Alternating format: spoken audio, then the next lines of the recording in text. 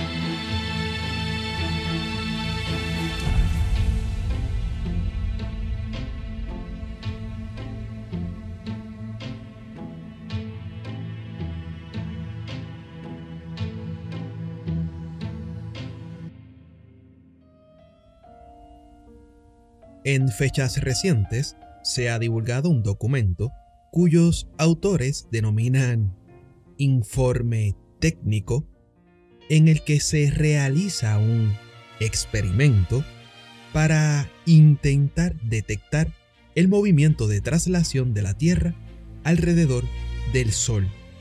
En el dicho escrito, Arflat analiza el comportamiento de un modelo supuestamente análogo al real, que contiene los movimientos básicos de la Tierra, siendo equivalente con el comportamiento de una calecita, en el que cada puesto se traslada alrededor de un eje central al mismo tiempo que gira sobre sí mismo, intentando imitar la traslación de la Tierra alrededor del Sol y la rotación sobre su eje, respectivamente.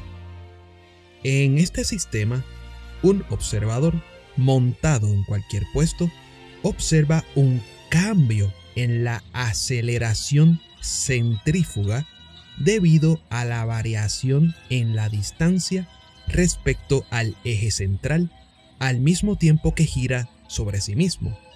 Y, según los autores autodenominados investigadores, después de hacer algunos números, concluyen que el cambio en la aceleración debería ser detectable para un observador en la superficie de la Tierra, apuntando que un experimento que diera un resultado nulo, en ese sentido implicaría directamente que el planeta no se mueve.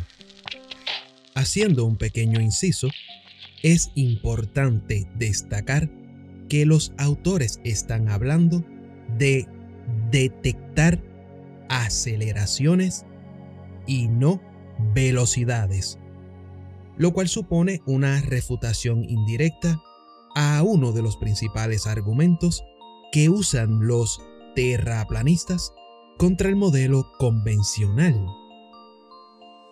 Volviendo al tema de Arflat, Para probar o refutar su hipótesis, construyen un péndulo de 30 metros de altura, según ellos, tamaño necesario para detectar el movimiento, cuya magnitud, dirección y sentido han calculado según el modelo anteriormente citado a modo de predicción.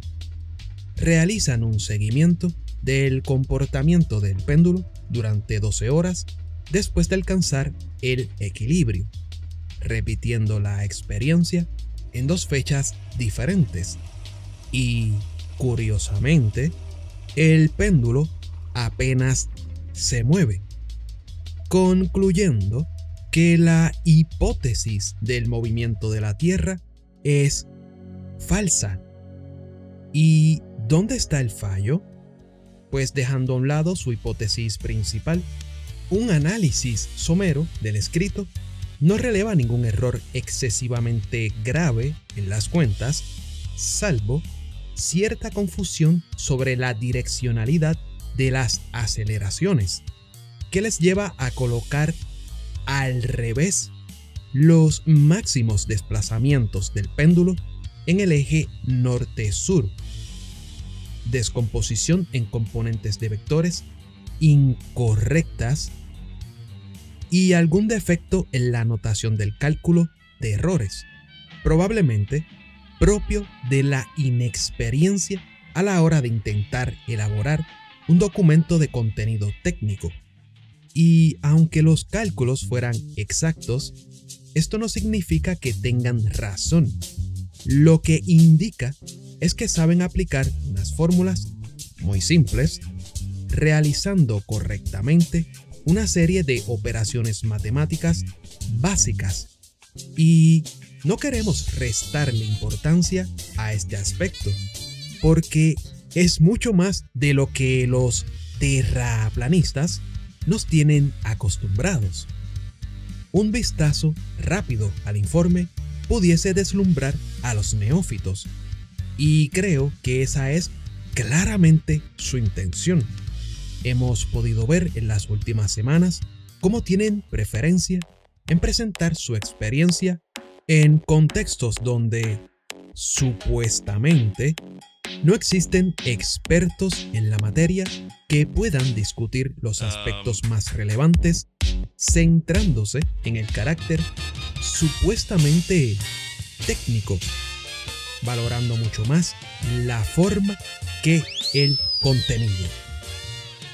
Pero, para cualquiera con un conocimiento mínimo, un primer vistazo revela el principal error, y es que no están considerando la aceleración de la gravedad que el Sol ejerce sobre la Tierra y a todo lo que contiene, incluido el péndulo, y que es responsable de su movimiento. De hecho, la palabra gravedad solo aparece en el escrito referida a la aceleración ejercida por el planeta sobre el péndulo. Parece que intentan esquivar esta cuestión a toda costa. En otras palabras, asumen, y tome nota sobre lo que digo, asumen que la aceleración de la gravedad del Sol sobre la Tierra es similar a una conexión rígida entre ambos cuerpos. A modo de ejemplo, asumen algo similar a como si hubiese una especie de cuerda que une a la Tierra y el Sol. Así que la cuestión relevante es si este modelo que ellos suponen para el movimiento de la Tierra como hipótesis sería equivalente al modelo convencional. Cuando se analiza el movimiento de un objeto que orbita a un cuerpo debido a la atracción gravitatoria, se suele mencionar que dicho objeto se encuentra en caída libre. De manera intuitiva, pensamos en la caída libre como un objeto que se suelta desde cierta altura en el campo gravitatorio terrestre. Por ejemplo, cuando un paracaidista realiza un salto desde un avión. En presencia de la atmósfera, un objeto que cae alcanza una velocidad máxima, denominada velocidad terminal, debido a la fricción con el aire. Así que esto no es exactamente un buen ejemplo de caída libre. Así que en el caso de ese paracaidista, al haber una resistencia aerodinámica, no podemos considerar como que el mismo está totalmente en caída libre. Pero, ¿por qué? Una caída libre se puede definir como el movimiento de un cuerpo únicamente sujeto a la acción de un campo como el gravitatorio, en ausencia de cualquier otro tipo de aceleraciones. Por otra parte, está el principio de equivalencia, que, por si no lo conoces, te diré que en su formulación clásica indica que la aceleración a la que se ve sometido un cuerpo en un campo como el gravitacional es independiente de su masa y que dicho valor es igual a la masa inercial, responsable de la resistencia del cuerpo a ser acelerado por cualquier fuerza implicada al mismo. De esta manera, un observador no puede distinguir si se encuentra en un campo gravitatorio o en un sistema de referencia acelerado, y desde un objeto que cae sometido a la acción de un campo como el gravitatorio, en ausencia de otras fuerzas, un observador en su interior percibirá una aceleración total igual a cero respecto al objeto, constatando que desde su punto de vista, otros cuerpos libres que también se encuentran en el interior se mueven siguiendo trayectorias rectas, por lo que un sistema de referencia anclado al propio objeto y que cae con él puede ser considerado inercial. Vuelvo a repetir, pero de forma más lenta. Un sistema de referencia anclado al propio objeto y que cae con él puede ser considerado inercial. Se entiende. En principio, la diferencia entre sistemas inerciales y sistemas no inerciales es simple. En los sistemas inerciales no se puede detectar ningún tipo de aceleración, y en los sistemas no inerciales sí, aunque son conceptos que se asocian a la teoría de la relatividad, su origen es anterior a la misma. De hecho, cabe mencionar que el concepto de sistema de referencia inercial fue introducido por Ludwig Leng en 1885 en el marco de la física newtoniana. Y toma nota, tú, el profesional que se autotitula como profesorcito de física. Esto fue 20 años antes de que Albert Einstein publicara su teoría de la relatividad. ¿Te quedó claro? Esto implica que, mientras dura la caída libre, un ser que se mueva con el objeto, en su interior, por ejemplo, sufre una casi total ingravidez y es independiente del campo.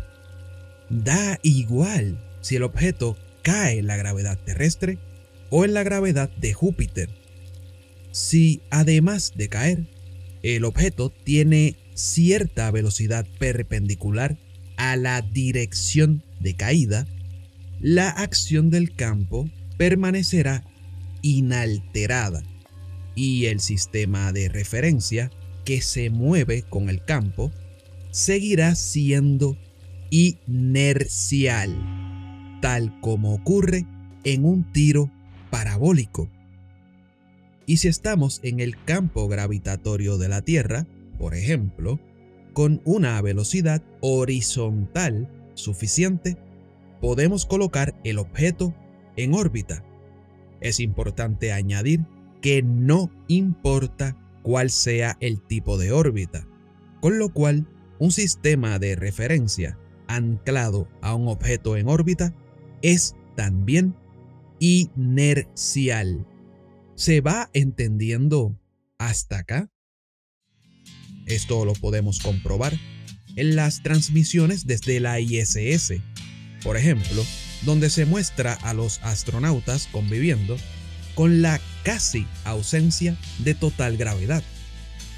De la misma manera que esto ocurre con un objeto en el campo gravitatorio de la Tierra, ocurre en el campo gravitatorio del Sol, afectando a los planetas y otros cuerpos, como la Tierra, por lo que un sistema de referencia que se mueva con ella en ausencia de otras fuerzas como las debidas a la rotación o al campo gravitatorio propio, puede ser considerado como un sistema inercial.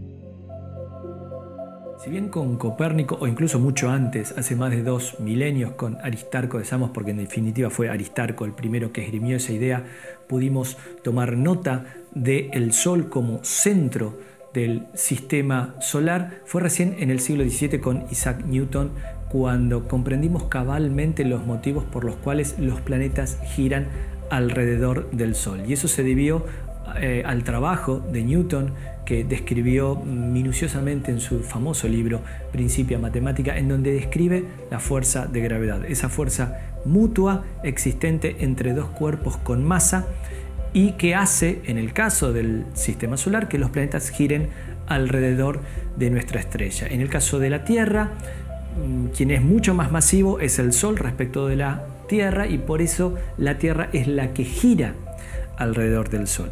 Pero podríamos preguntarnos que si existe esa fuerza de gravedad mutua entre ambos cuerpos atractiva, ¿cuál es el motivo por el cual la Tierra no cae directamente sobre el Sol? Bueno, y la cuestión es que, para ser estrictos en términos físicos, matemáticos, la Tierra está cayendo continuamente hacia el Sol. ¿Pero qué ocurre?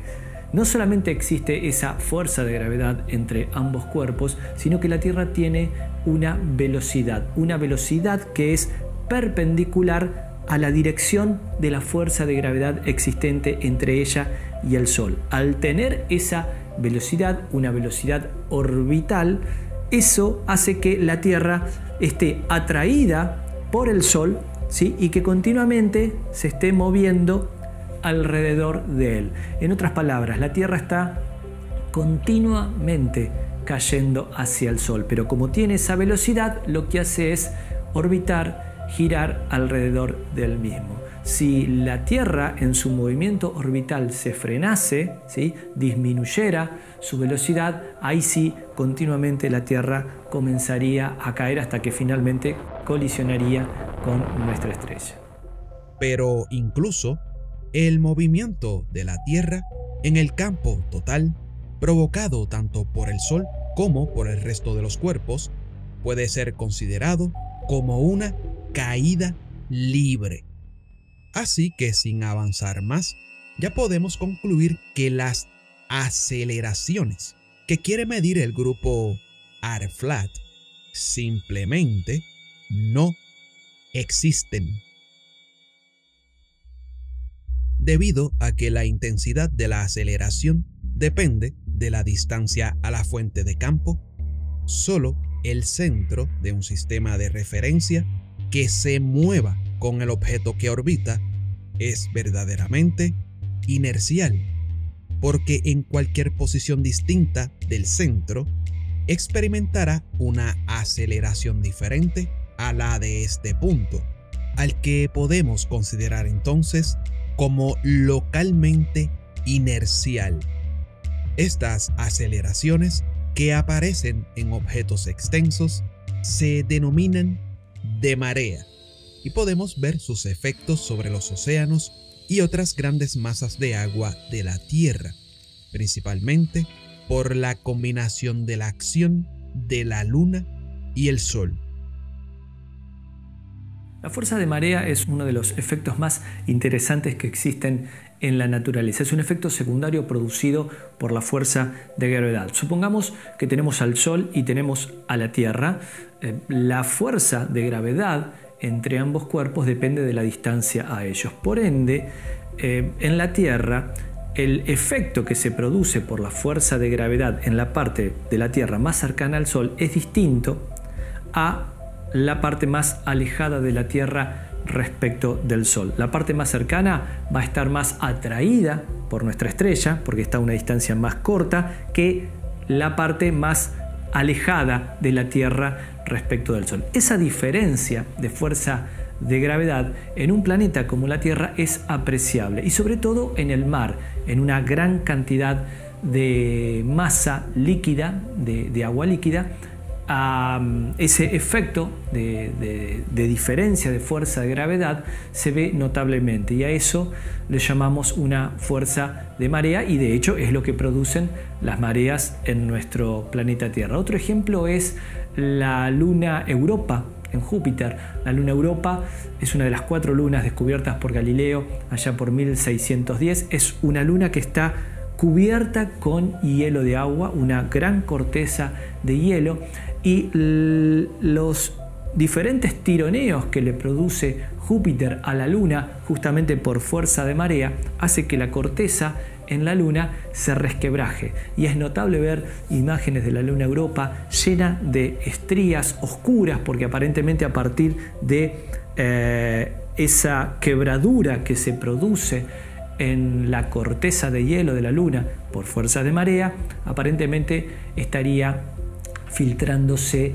material del interior de la Luna, y es lo que produce ese color amarronado, ese color oscuro respecto de todo lo que es el hielo circundante. Otro ejemplo de lo que produce las fuerzas de marea es el caso también de Júpiter, con un cometa muy famoso que colisionó con el gigante gaseoso del sistema solar allá por julio de 1994. Estamos hablando del cometa Shoemaker-Levy 9. En julio de 1994 este cometa impactó con el planeta Júpiter, pero en distintos pedazos. ¿Y eso por qué? Porque el cometa Shoemaker-Levy era un cuerpo único que en un paso anterior a 1994 pasó relativamente cerca del planeta, y la fuerza de marea producida por Júpiter hizo que el cometa se fragmentara en varios pedazos, algo así como 21 pedazos. Esos 21 fragmentos siguieron viaje, todo como un único objeto, hasta que en 1994, en julio de ese año, finalmente colisionó con el planeta. Aclaremos que el movimiento no es la causa de las aceleraciones de marea, sino que son debidas a que el campo no es homogéneo en una región del espacio que no sea puntual. La marea tiene el efecto de estirar un objeto respecto de su centro en la dirección de la fuente de campo, en ambos sentidos, y de comprimirlo en la dirección perpendicular. Pero debido a la distancia y a las masas de las fuentes de campo principales, las aceleraciones de marea son muy pequeñas, sobre todo comparadas con otras aceleraciones que se pueden observar desde la superficie de la Tierra, como la gravedad, y las aceleraciones aparentes debidas a la rotación terrestre, como la aceleración centrífuga y la de Coriolis. Armados con todas estas herramientas, ya estamos listos para comparar el modelo convencional y el modelo de movimiento que se plantea como hipótesis en el documento. Así que la pregunta clave ¿es el modelo convencional y el modelo que interpreta Arflat en su hipótesis equivalentes? Para crear una comparación comprensible, hemos usado el programa Algodó, capaz de hacer simulaciones basadas en la física newtoniana. Hemos construido dos modelos. A la izquierda, algo similar a la calecita, donde ambos cuerpos están unidos por un armazón que rota alrededor del objeto central, mientras que el objeto secundario rota sobre sí mismo, anclado a la estructura. A la derecha, el modelo convencional de un cuerpo orbitando a otro más masivo y que también rota sobre sí mismo. En ambos casos, los modelos presentan los movimientos de traslación y rotación sobre su eje presentes en la Tierra. Hemos colocado un resorte anclado al cuerpo en traslación para intentar medir las aceleraciones que podría apreciar un observador situado sobre la superficie. Y aunque las simulaciones son en 2 dimensiones y los valores son algo exagerados por no presentar la escala correcta, no se esperan cambios significativos en el comportamiento general al suplir estos defectos. En el modelo de calecita, el resorte se desplaza en lo que sería al mediodía y a la medianoche en sentido contrario al vector que apunta al cuerpo central. Mientras que en el modelo orbital, el resorte, en lo que sería tanto al mediodía como a la medianoche, él se desplaza en sentido contrario al centro. En otras palabras, el resorte apunta en sentido a la fuente de campo al mediodía y en sentido contrario a la fuente de campo a la medianoche. En estas imágenes se resumen los resultados obtenidos en ambos modelos y el comportamiento entre el mediodía y la medianoche es claramente diferente. Para mejorar la visualización, se ha añadido algo parecido a un fluido que se distribuye sobre el contorno del objeto en función de las aceleraciones existentes. Y podemos ver lo que ocurre en el modelo de calecita, un caso intermedio de atracción al cuerpo central sin orbitar, y el modelo orbital completo. La distribución del fluido en el modelo orbital es exactamente lo que podemos observar y esperar de las mareas de los océanos de la Tierra, mientras que el modelo de calecita presenta un comportamiento que jamás se ha observado. Con estas diferencias, podemos concluir, por tanto, que ambos modelos no son equivalentes. Así que, resumiendo, en el citado informe vemos dos problemas muy importantes.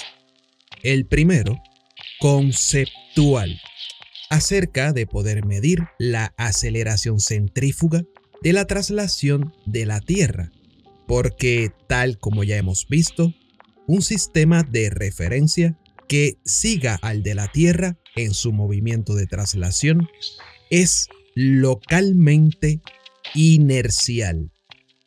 Y el segundo estrechamente relacionado con el primero, que el modelo que se usa para analizar el movimiento no puede ser equiparado al modelo convencional. Recordemos que este grupo plantea esa hipótesis de movimiento y hace unas predicciones tomando como base esa hipótesis. Como sus erróneas predicciones no se cumplen, llegan a la conclusión de que no existe movimiento, lo cual es un razonamiento falaz, pues la única conclusión a la que pueden llegar es que su hipótesis es incorrecta. Y esto no implica que no exista movimiento, sino que no existen movimientos tal como ellos lo plantean en su hipótesis, que es algo muy diferente. Puede que no sea más que un error típico de aquellos que no están acostumbrados a usar el método científico, pero también se puede llegar a pensar que es un intento pésimamente elaborado de manipulación. En cualquier caso, sea cual sea su intención, aunque lo han hecho bastante mal, y es necesario decir que los autores de este trabajo presentan importantes carencias acerca de los conocimientos básicos de la física newtoniana, el grupo merece nuestro reconocimiento por su esfuerzo. Eso sí, la próxima vez que se les ocurra otra idea como esta, antes de ponerse a montar péndulos, no estaría de más consultar a un verdadero experto.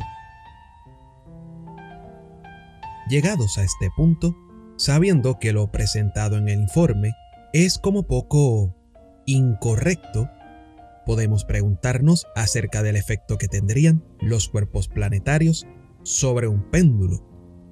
¿Se podría detectar el movimiento relativo de la Tierra respecto a otros cuerpos observando el movimiento de un péndulo? Por lo dicho en este video, quizá te sorprenda la pregunta, pero siempre podemos recurrir a las fuerzas de marea.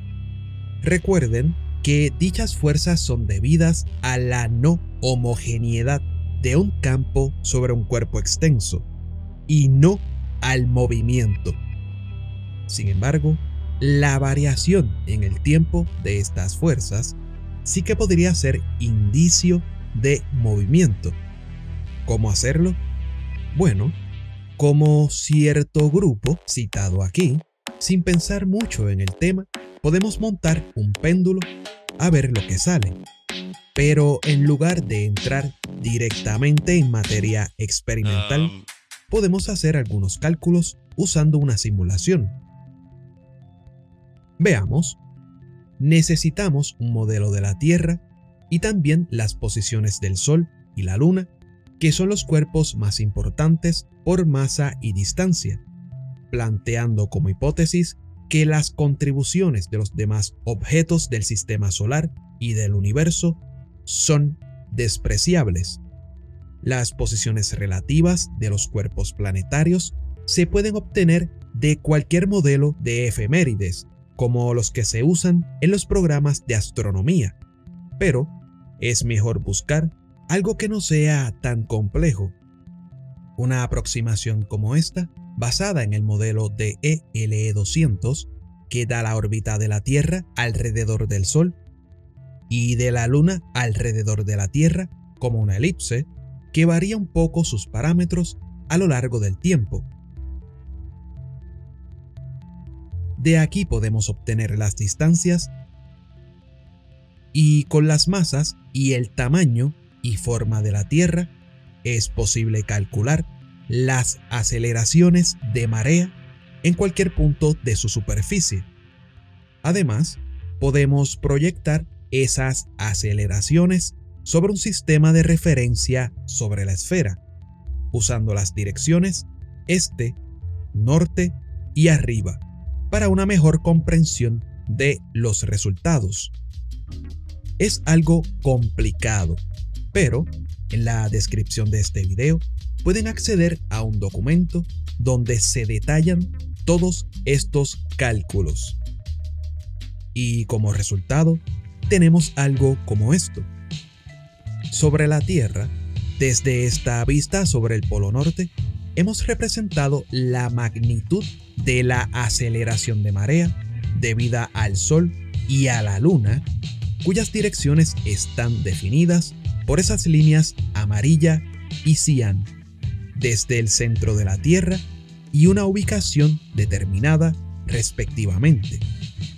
En la localización, que en este caso es la ciudad de Buenos Aires, representamos las aceleraciones de marea debidas al Sol y a la Luna, que son estas líneas gruesas de color amarillo y cian respectivamente, y proyectamos esas aceleraciones sobre el plano tangente a la ubicación.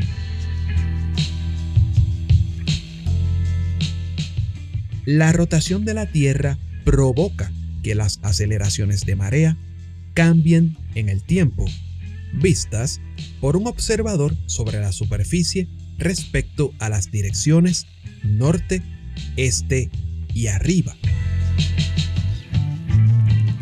Podemos comparar el resultado para 2 días diferentes, el 9 y el 17 de noviembre del 2019, en este caso, y podemos comprobar cómo la posición relativa entre el Sol, la Luna y la Tierra es diferente, y esto genera resultados también diferentes en las aceleraciones de marea observadas desde la superficie.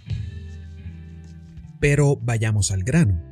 ¿Cómo se comportaría un péndulo con estas aceleraciones?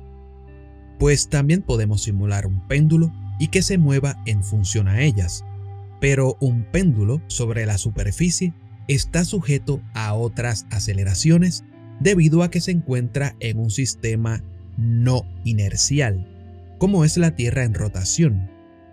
Además de la gravedad, tendremos que considerar la aceleración centrífuga y la de Coriolis.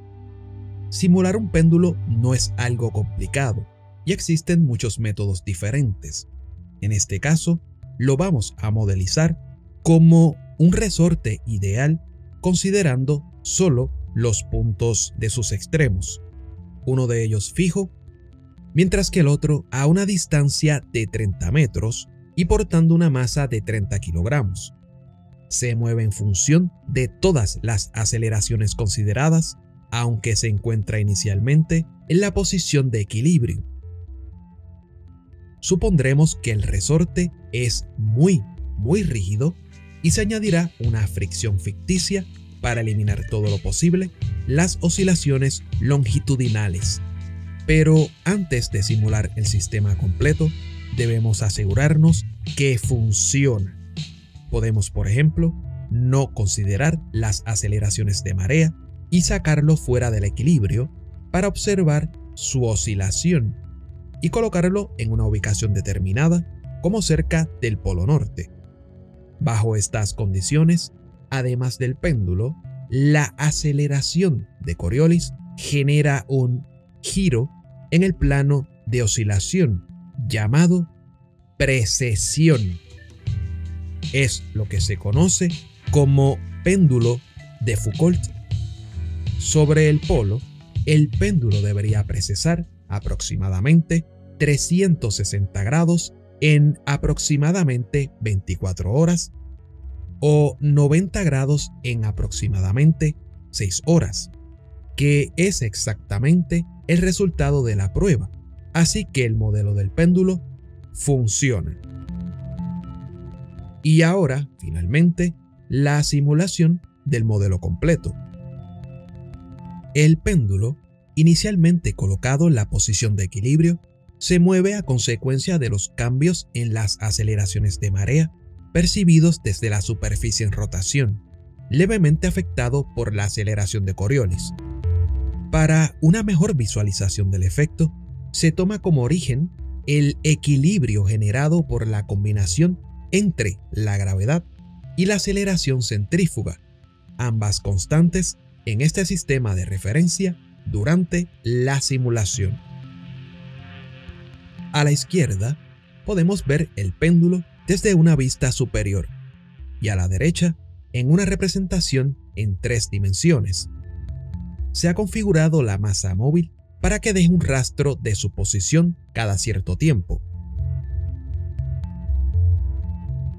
Vemos cómo en 2 fechas diferentes se generan comportamientos también diferentes y como el factor determinante son las aceleraciones de marea, que depende de la posición relativa entre los cuerpos implicados. Esto es un claro indicio de la existencia de movimiento relativo. Pero lo más importante es la magnitud de estos desplazamientos del péndulo, entre 3.5 y 5.5 micras para un péndulo de 30 metros. Es algo ridículamente pequeño. Consideren la dificultad que implica medir estas cantidades en un sistema que podría estar afectado por todo tipo de perturbaciones como vibraciones, corrientes de aire, cambios de presión, temperatura o humedad que cambien las propiedades de la cuerda.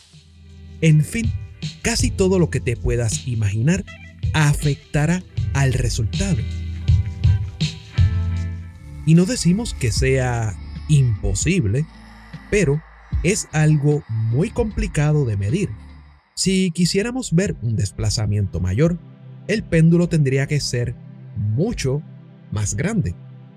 Por ejemplo, para observar un desplazamiento de 36 milímetros, tendríamos que construir un péndulo de más de 300 kilómetros.